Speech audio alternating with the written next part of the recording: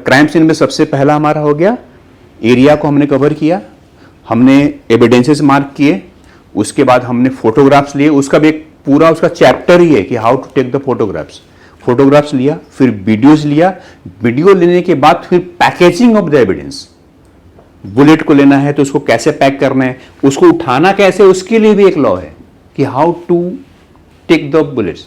अगर मान लो इस पे किसी का फिंगरप्रिंट्स है और पुलिस वाला जाए और इसको ऐसे उठा ले, तो जिसका फिंगरप्रिंट्स है वो तो गड़बड़ हो गई, और साथ में उसका फिंगरप्रिंट्स भी उसके ऊपर आ गया।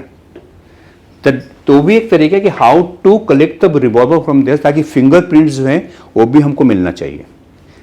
तो उसको वहां से पिक करना है और उसको पैकेजिंग करनी है, और पैकेजिंग करने के बाद तुमको एक इस तरह का इन्वेलप एक मेंटेन करना है, और उस इन्वेलप में क्या क्या है तुमको लिखना है। बुलेट है, रिवॉल्वर है, ब्लड सैंपल है, जो भी है वो लिखना है।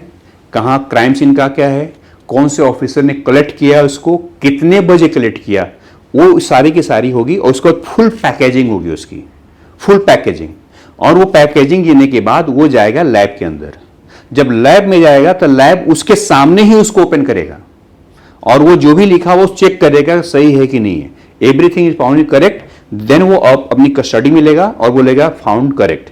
फिर उसको पैक करेगा। अब पैक करने के बाद उसको लैब में भेजेगा टेस्टिंग के लिए। बैलिस्टिक है तो बैलिस्टिक को भेजेगा, ब्लड है तो ब्लड को भेजेगा, ड्रग्स है तो ड्रग्स को भेजेगा। वहां जाने के बाद फिर वो चेक करेगा कि जो हमारे पास टेस्टिंग आई है वो बराबर है या नहीं है, करेक्ट।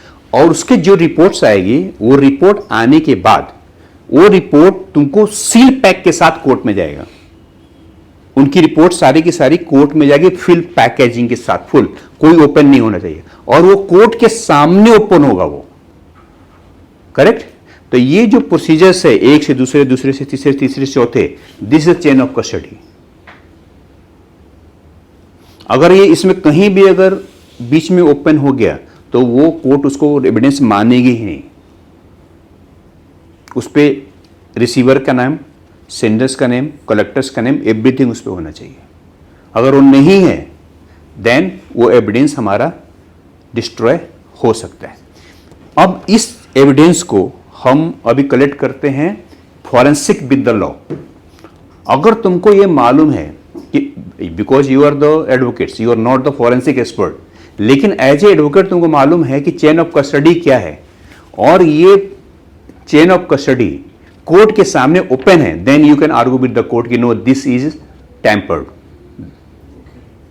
अगर तुमको मालूम होगा तभी कर पाओगे ना, what is chain of custody, then you can argument in the court. अगर तुमको मालूम ही नहीं चेन ऑफ कस्टडी क्या है, यू कैन नॉट।